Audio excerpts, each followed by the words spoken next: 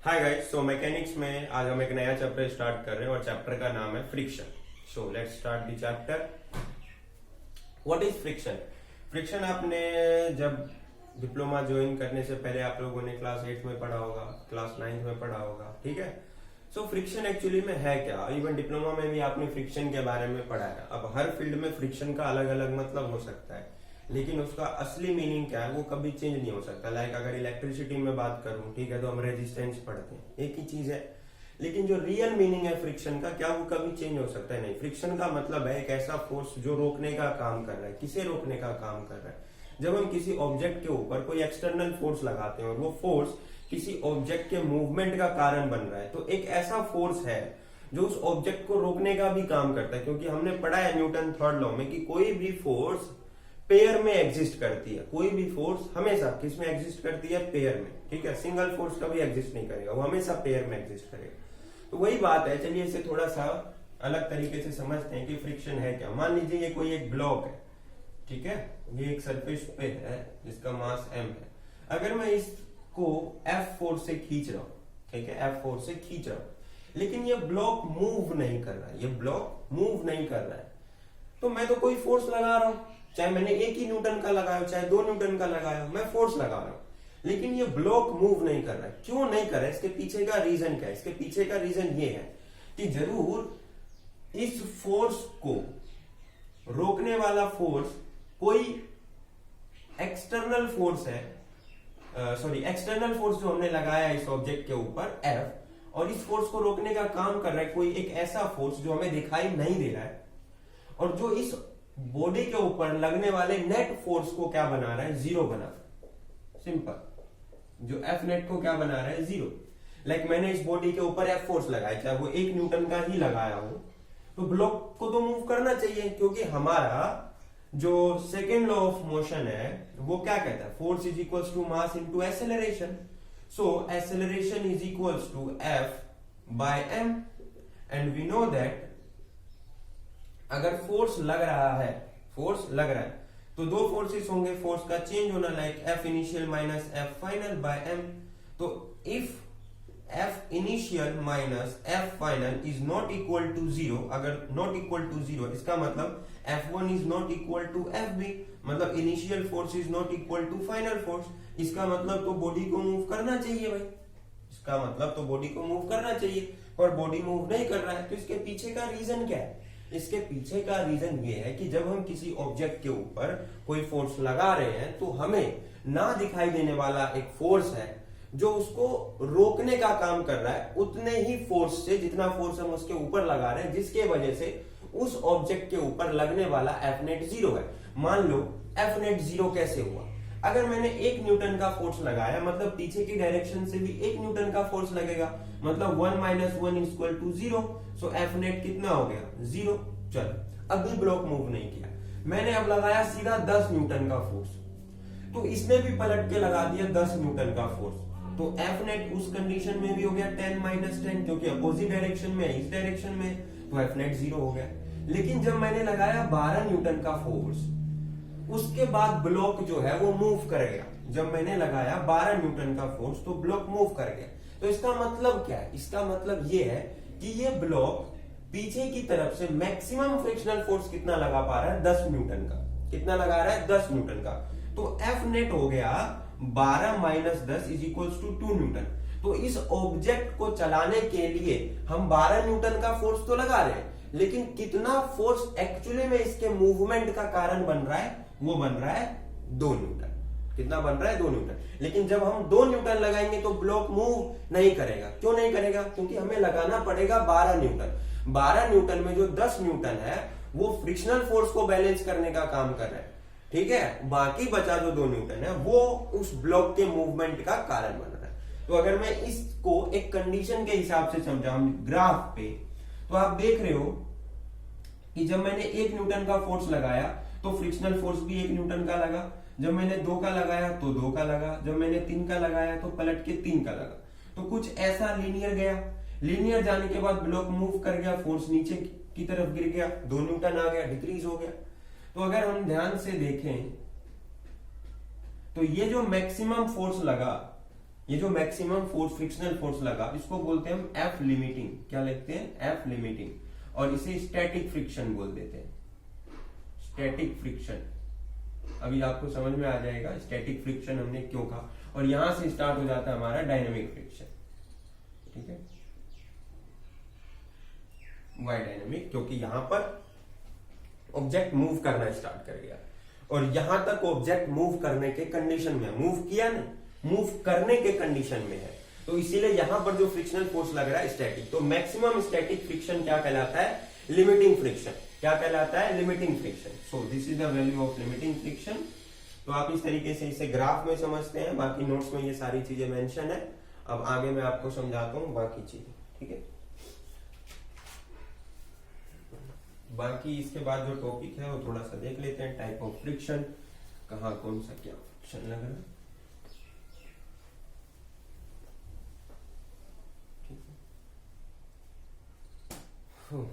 So type of friction, type of friction में कुछ खास नहीं है, लाइक विस्कस फ्रिक्शन,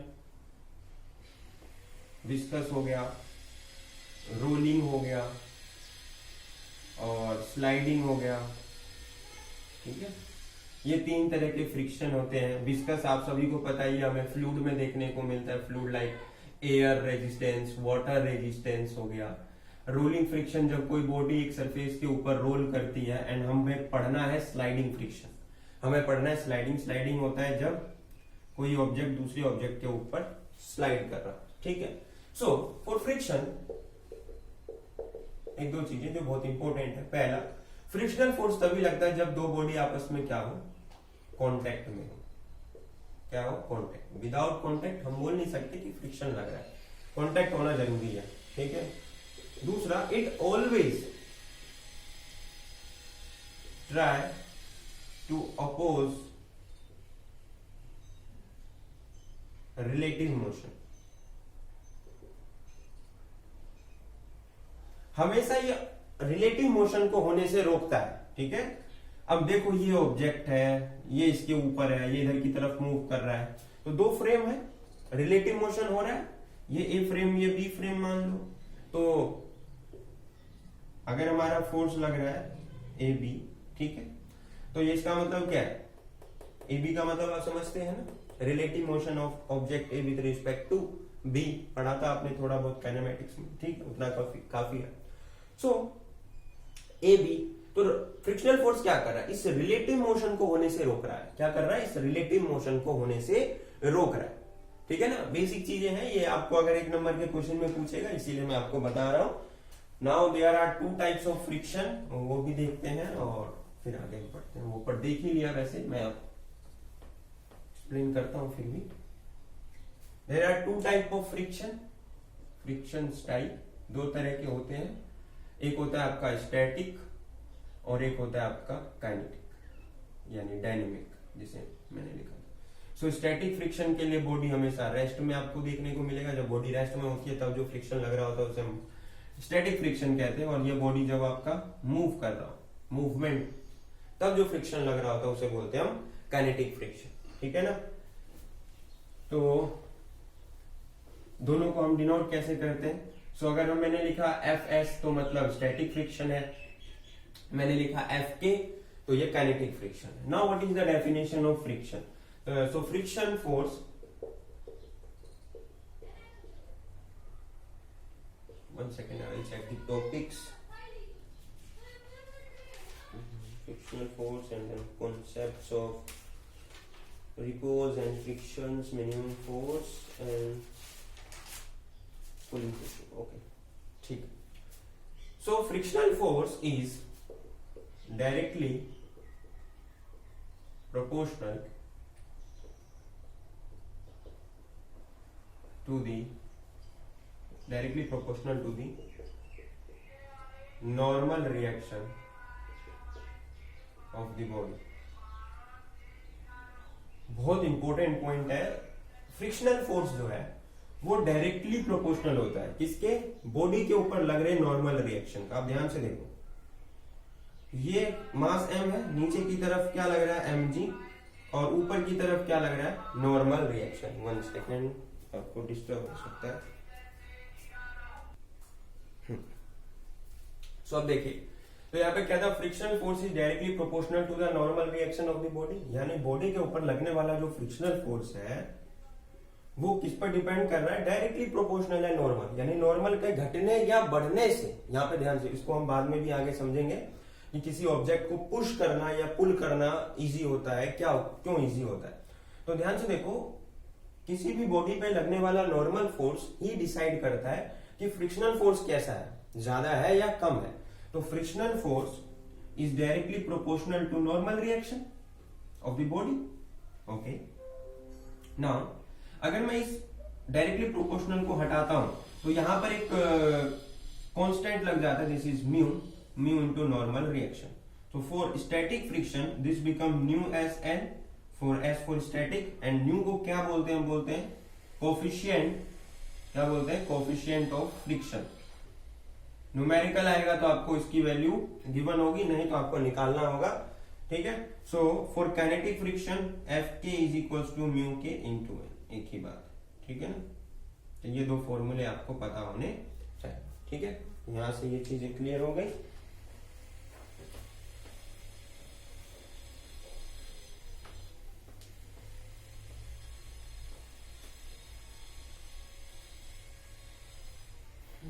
अब कुछ की पॉइंट्स है जो आपको पता होने चाहिए, तो हमेशा याद रखना, जीरो से बड़ा छोटा, sliding friction, then equal to है आपके लिमिटिंग फ्रिक्शन के। लिमिटिंग फ्रिक्शन समझ में आ गया आप लोगों को, मैक्सिमम स्टैटिक फ्रिक्शन, ठीक है, मैक्सिमम स्टैटिक फ्रिक्शन बोल सकते हैं आप इसी या limiting friction. So sliding friction is always greater than equal to zero but less than equal to limiting friction होता है। थर्ड पॉइंट आपको इसमें जो दिया हुआ है कि friction force depend upon nature of surface, surface के नेचर पर डिपेंड करता है, ठीक है, कि भाई नेचर कैसा है उसका, नेचर लाइक रफ है, स्मूथ है, उस पर डिपेंड करता है। And frictional force can not depend upon area of contact, मतलब लाइक ये एरिया ऑफ कॉन्टेक्ट हो गया। तो फ्रिक्शनल फोर्स इस एरिया ऑफ कॉन्टेक्ट पर डिपेंड नहीं करता, इस एरिया ऑफ कॉन्टेक्ट पे डिपेंड नहीं करता। लाइक इसका मास m है तो ये एरिया ऑफ कॉन्टेक्ट पे डिपेंड नहीं करेगा, ठीक है ना। ये बेसिक बात थी जो आपको पता होनी चाहिए थी। और सेम होता है लाइक काइनेटिक फ्रिक्शन की बात करूं तो काइनेटिक फ्रिक्शन में भी नहीं करेगा, और अगर स्लाइडिंग फ्रिक्शन की बात करूं तो स्लाइडिंग फ्रिक्शन में भी नहीं करेगा, ठीक है।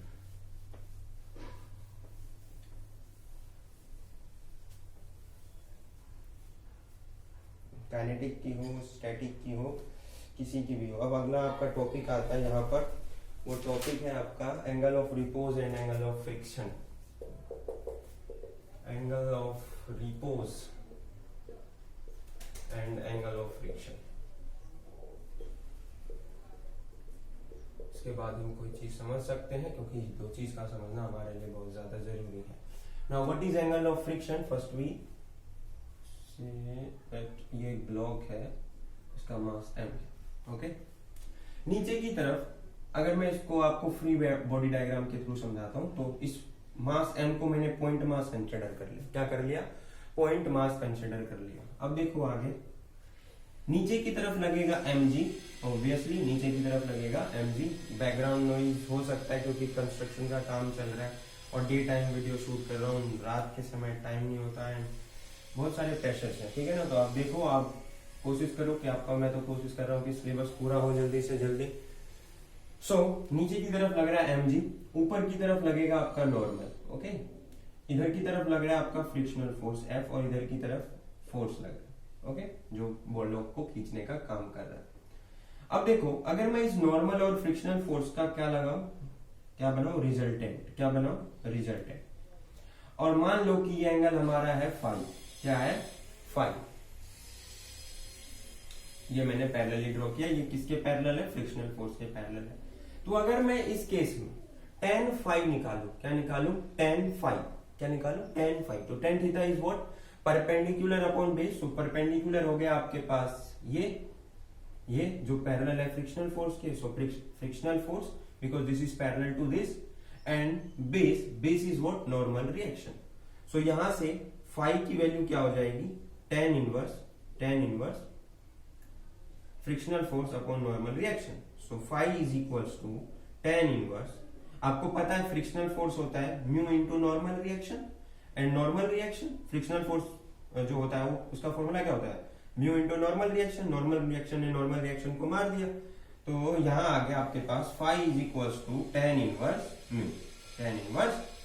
Mu is the coefficient of friction. So this is the angle of friction. Now what is the angle of friction?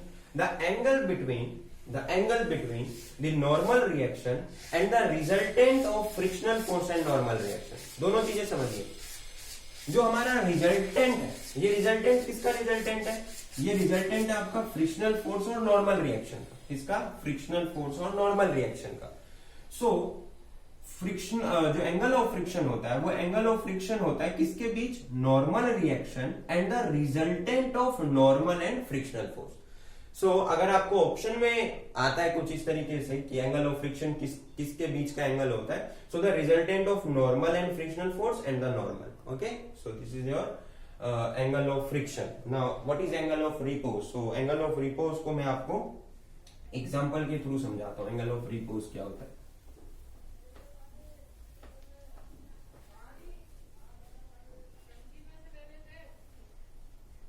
So angle of repose कोई एक ऐसा एंगल होता है, कोई एक ऐसा थीटा है, उस थीटा पर just body start to move, यानी बिगिन टू मूव, मतलब मूव करना चालू करेगा। मान लो ये 30, 60, 65, 70 ब्लॉक रखा हुआ है। खुद सोचो, ये कुछ ऐसा समझो कि ये मेरा हाथ है, ये मैंने बना लिया। अब मेरे हाथ के ऊपर ये कुछ बड़ा सा ऐसे बॉक्स रखा हुआ है। अब जैसे जैसे मैं हाथ को ऊपर करता जाऊंगा, एंगल इंक्रीज करता जाऊंगा, तो एक पॉइंट ऐसा आएगा जब ब्लॉक जो है वो मूव करना स्टार्ट कर देगा। क्या कर देगा? मूव करना। बस उसके बाद मैंने थोड़ा सा भी एंगल बढ़ाया, ब्लॉक जस्ट मूव करना स्टार्ट कर देगा। तो वो मैक्सिमम एंगल जहां पे ब्लॉक मूव करना स्टार्ट करेगा उसे क्या बोलते हैं हम? Angle of repose. So how we find angle of repose? Simply हमें एक इंक्लाइन प्लेन बनाना होगा। आप समझ चुके हैं ये बात। ये इंक्लाइन प्लेन बनाऊंगा तो ये कुछ ऐसा होगा, ये हमारा mg cos थीटा हो जाएगा, इधर की साइड हमारा mg sin थीटा हो जाएगा। अब ये चीजें तो आपको क्लियर हो गई होगी क्योंकि आपने एनएलएम की वीडियोस देख ली होगी, तो मैं इन पर ज्यादा, ये नॉर्मल रिएक्शन हो गया, इधर आपका फ्रिक्शनल फोर्स लग गया क्योंकि mg sin थीटा से बॉडी एक्सलेरेट कर रही है, फ्रिक्शनल फोर्स ऊपर की तरफ लग रहा है। So let's say the frictional force is what? The frictional force is mu into normal reaction. Exactly. Now, when body just begin to move, जब बॉडी मूव करने वाला होगा, just begin to move, बस उससे थोड़ा सा एंगल बढ़ाएंगे body move कर जाएगा। तो उस केस में जहां body just begin to move करना ही स्टार्ट करेगा, उस केस में ये फोर्स और ये फोर्स तो बैलेंस होगा। अगर ये दोनों फोर्स बैलेंस है, इसका मतलब mg sin theta is equals to frictional force F। Now mg sin theta is equals to frictional force is mu into normal reaction. Now let's see, normal reaction is equals to mg cos theta, क्योंकि block ऊपर तो move कर नहीं रहा rocket की तरह। अगर ऊपर की तरफ रॉकेट की तरह मूव नहीं कर रहा है, इसका मतलब नॉर्मल रिएक्शन किसके बराबर है? mg cos थीटा के। तो मैंने यहां पर mg sin theta is equals to mu into normal reaction की जगह रख दिया mg cos थीटा। ठीक है, अब mg ने mg को मार दिया, cos थीटा इसके नीचे चला गया, तो म्यू आ गया tan थीटा के, इसके आ गया थीटा के, और यहां से अगर मैं थीटा निकालूंगा तो ये हो जाएगा tan इनवर्स म्यू, यही तो होगा। और ये जो थीटा है ये हमारा क्या होता है? Angle of repose. Angle of repose. अब एक बात याद रखते हैं, जब हमने एंगल ऑफ रिपोज देखा तो म्यू, ये म्यू किसके बराबर था? म्यू बराबर था tan थीटा के from angle of friction. Angle of friction हमने निकाला था, सॉरी tan फाई के, tan फाई के इक्वल था, बिकॉज फाई हमने निकाला था tan इनवर्स म्यू, यही निकाला था। तो अगर मैं म्यू की जगह tan फाई रख दूं, यहाँ पर म्यू की जगह 10 इसमें अगर मैं यहां रख दूं तो ध्यान से देखो, इस वाले में ये वैल्यू रख दूं तो क्या हो जाएगा, ये हो जाएगा tan phi is equals to tan theta, तो फाई इज इक्वल्स टू आ गया theta, so angle of repose is equals to हो गया angle of friction. Simple. So इसे भी उतार लेना आप लोग, हम आगे का टॉपिक देखते हैं।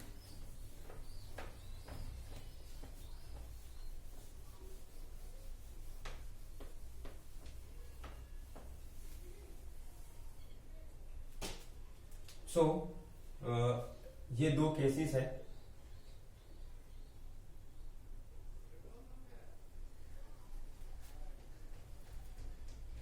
एक बात बताओ, जब हमने देखा है ग्राउंड वगैरह में एक घास को काटने वाली मशीन होती है, दो चीजें होती है, जब हम घास काटते हैं तो बहुत फोर्स लगता है, लेकिन जब काट लेने के बाद हम मशीन को लेके जाते हैं तो बड़े इजीली जाता है। दोनों में डिफरेंस है। क्या डिफरेंस है देखो, एक टाइम हम फोर्स कुछ इस तरीके से लगा रहे हैं और एक डायरेक्शन में हम फोर्स कुछ इस तरीके से लगा रहे हैं। ये फोर्स हो जाता है पुशिंग। तो विच इज इजियर, पुशिंग और पुलिंग? किसी चीज को दबा के चलाना आसान है या खींच के चलाना आसान है, यहां से हम समझ सकते हैं। तो किसी भी चीज को पुश करके चलाना बहुत डिफिकल्ट होता है। क्यों? क्योंकि उस टाइम फ्रिक्शनल फोर्स मैक्सिमम हो जाता है। और किसी भी चीज को पुल करके ले जाना वो बहुत आसान होता है। क्यों आसान होता है? इसके पीछे का रीजन है कि इसमें फ्रिक्शनल फोर्स बहुत कम हो जाता है। तो मैंने आपको बताया कि frictional force is directly depends upon normal reaction. Frictional force जो है वो किस पे डिपेंड करता है? नॉर्मल रिएक्शन पे डिपेंड कर रहा है। सो ध्यान से देखो, अगर ये कुछ मान लो, ये एंगल क्या हमारा थीटा, ये एंगल क्या हमारा theta.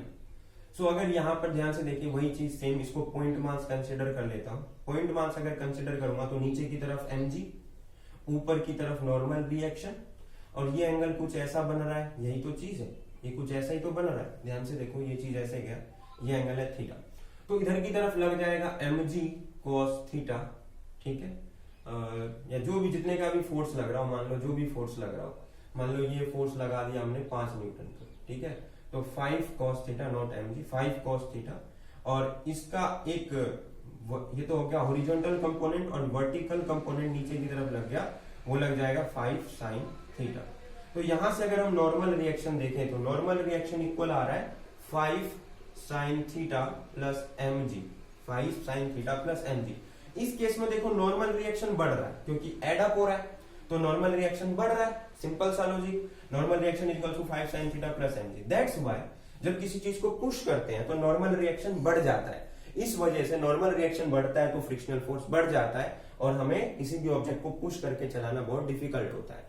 So in case of pulling, let's see, this is theta and the mass m, इसे पॉइंट मास कंसीडर करूंगा तो नीचे की तरफ mg, ऊपर की तरफ नॉर्मल रिएक्शन, इसका एक कंपोनेंट इधर, तो मान लो ये भी 5 का था तो ये हो जाएगा 5 cos थीटा, एंड ऊपर की तरफ वर्टिकल कंपोनेंट 5 sin थीटा। इस केस में नॉर्मल रिएक्शन घट रहा है, देखो कैसे, नॉर्मल प्लस ऊपर की तरफ लग रहा है 5 sin थीटा, और नीचे की तरफ लग रहा है mg। अब देखो नॉर्मल इज इक्वल टू हो गया mg माइनस 5 sin थीटा, यहां सब्ट्रैक्ट हो रहा है, तो नॉर्मल डिक्रीज हो रहा है, और जब नॉर्मल डिक्रीज होगा तो फ्रिक्शनल फोर्स ऑब्वियसली डिक्रीज होगा क्योंकि डायरेक्टली प्रोपोर्शनल है। सो जब हम किसी चीज को खींचते हैं तो कम फोर्स लगता है, यानी उसको मूव कराना बहुत आसान होता है, और जब हम किसी को दबा के चलाते हैं तो उसको चलाना बहुत मुश्किल होता है। ये डिफरेंस है। इसके अलावा एक और चीज है जो आपको डायरेक्टली याद रखना है, मैं डेरिवेशन पे नहीं जाऊंगा, बहुत सारी थोड़ी थोड़ी चीजें जो आपको पता होनी चाहिए, like static friction Fs is always greater then Fk, यानी स्टैटिक फ्रिक्शन हमेशा काइनेटिक फ्रिक्शन से बड़ा होता है, हमेशा बड़ा होता है, ठीक है।